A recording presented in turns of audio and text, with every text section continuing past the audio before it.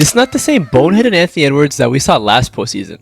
He's not forcing anything, he's passing out when he needs to, and we're finally seeing him successfully navigate around double teams. He mentioned earlier on in the season that he's been studying Luka's game to work on his passing and decision making. And I've got to say, as far as I'm concerned, the student has surpassed the master. Because despite Luka putting on an offensive spectacle, he failed to make a lot of the game-winning plays and it cost his team the win. One of which happened in the Lakers' second-to-last offensive possession when LeBron was inbounding the ball to Luka Doncic, and Luka just didn't want to walk up and pick up the basketball, which caused it to be a turnover, which is partly LeBron's fault. It wasn't the best pass, but really just had to walk up, maybe just cut, use your forearm, push, something. And aside from that specific possession, there's just been a lot of plays where Luka is just resorting back to his really bad habits. He's just hogging the ball like a motherfucker. I used to justify a little bit back when he was in Dallas before he had Kyrie Irving.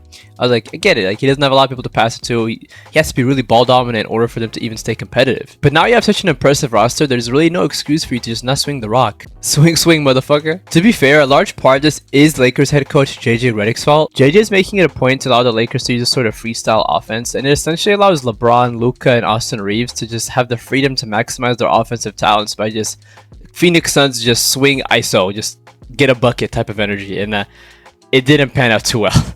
Come clutch time, it was a disaster, a very classic display of unorganized shot chucking. While we're on the matter of JJ Redick's coaching last night, what was the deal with his rotations, man? He allowed the same 5 players to play the entire second half. I don't know if I've ever even seen that before. I mean, LeBron and Luka played 46 minutes. NBA games are 48 minutes. They played all but 2 minutes. Now, why might JJ Redick do this? He's been this coaching prodigy handpicked by King James himself. The guy supposedly eats, sleeps, and drinks hoops. He doesn't even sleep the day after losses. Why would he ever play the same 5 players an entire second half? One of the players being a 40-year-old LeBron James who you're gonna need later on.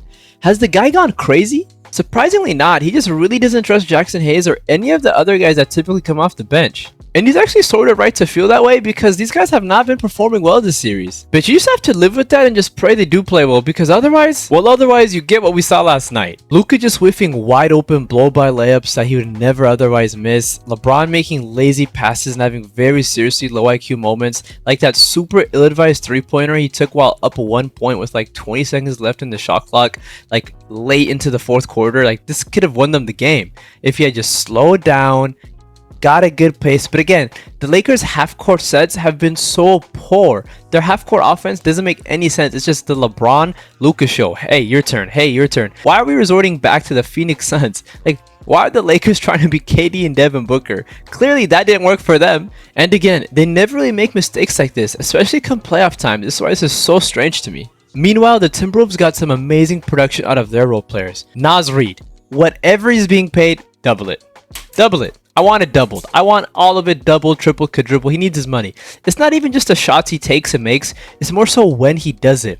In that fourth quarter, whenever it felt like the Lakers were coming up and building some momentum, it was then when Naz Reid came with a running floater and just a dagger 3 combined with another dagger 3 in the same spot. You're just catching LeBron and Austin Reeves just asleep on defense, which is another conversation because that fourth quarter defense was a mess, and a large part of that is because they don't have a center that they can trust. Everyone just attacking the paint touches, getting to the free throw line, and there's nothing Lakers can do about it. Also, Jaden McDaniels once again has proven himself to be a very reliable third option behind Edwards and Julius Randle. He had 16 points, 11 rebounds, and arguably the game-winning steal tonight on Luka. On a somewhat brighter note for Lakers fans, before that fourth quarter, LeBron and Luka were playing beautiful hoops. LeBron was getting to the free throw line, attacking the paint a whole lot. I think he scored 27 points while only taking 9 shots. He shot 15 of 18 at the free throw line. Also, he played amazing defense. He had multiple steals and blocks, one of which was his signature blocked by James chase down block. And ultimately, it looked like once again he turned back the clock and he looks like signature playoff LeBron. That is, until fatigue kicked in. Because when your star players have the ball in their hands all game and aren't getting any rest, that's to be expected when you're going against defensive hounds like Rudy Gobert, Ant-Man, and Jaden McDaniels. And today, the guy who most surprised me on the defensive end was Julius Randle. There were many possessions today where I can honestly say Julius Randle gave Luka Doncic hell defensively. I'm not going to pretend like I've closely been watching Julius Randle over the last couple of years, and it's mostly because I strongly believe the New York Knicks are the most overhyped franchise in sports. But man, just watching his defensive potential tonight was an amazing surprise. He's really capable of a lot. I didn't know bro had clamps like that. I really didn't. Anthony Edwards had what could easily be considered the best game of his lifetime. He had 43 points, 6 assists, and 9 rebounds with only 1 turnover. Every good thing you could do at the back position, he did. Hit some really difficult shots during their scoring droughts. He got plenty of paint touches and set up his shooters. He spent a lot of time at the free throw line today, making 14 of his 17 total free throws, unlike in game 3 where he didn't get to the free throw line a single time. And most importantly, come clutch time, he showed out like he usually does. Ant-Man never seems to shy away from these intense playoff moments, and tonight wasn't any different as he sealed away the game with 2 clutch free throws with 10.7 seconds left on the shot clock. And I get it, it's playoff time, things are getting excited, and people want to compare Ant-Man to MJ again. But there's nobody in league history who plays like Anthony Edwards. I guess him and Michael Jordan do have some similarities in their ability to create shots, take flight, and absolutely destroy the rim, but Ant-Man isn't quite the mid-range savant that MJ was. But even more importantly, Anthony Edwards is clearly a much more superior 3-point shooter. I admit they have a similar charisma and swag to them, but I'd be lying if I said they played alike. If I had to give Ant-Man a player comp, I'd probably say he's much more like prime Tracy McGrady. Even then, in T-Mac's most aggressive shooting year, he took nearly 8 3-pointers a game. Today, Edwards averages 10 3-pointers attempted per game,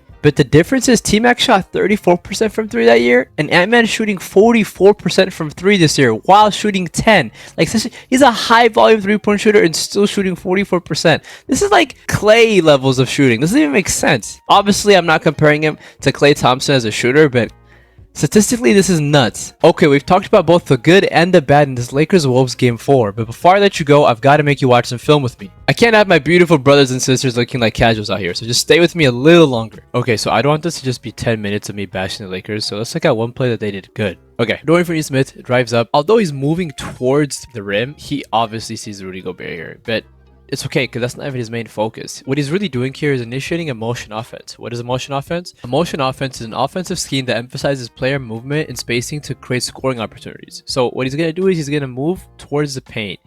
This way he's drawing out more attention from Dante, who he's already blown past, and Rudy Gobert is going to follow him. Meanwhile, AR is coming up from the key, catches it. Now Dorian is going to run back across here and be open, right? Because everybody is looking at the ball. Literally everybody. They're ball watching. Roy's open here. Luka can also swing. Let's see what happens. Alright, attracts even more attention.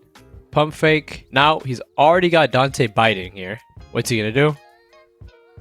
Just takes it home. You look busy, so we'll just do one more play. Shut up and lock it. Okay, so this play is a great example of why it's so important to trust your teammates. You see, when your star player is the one dribbling the basketball up the court, the opposing team gets to pick who defends him. In this case, the Lakers decide it's going to be Dorian Finney-Smith. Meanwhile, if instead you pass it to your point guard, Mike Conley, now you get to run an offense. Conley's going to dish it to Drew Holiday. And when he does this, Mike Conley's just going to set Anthony Edwards a screen to give him a switch. He moves over.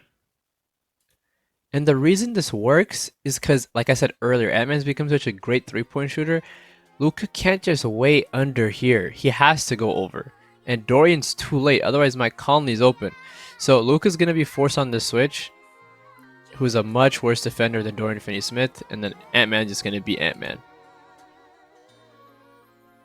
It's good. So yeah, I think the Timberwolves are real championship contenders. They're very scary. Anyways, that's what I think. But you let me know if you think the Lake Show can come back from 3-1 down in the comments below. And as always, don't forget to like, comment, and turn those noties on. Matista signing out.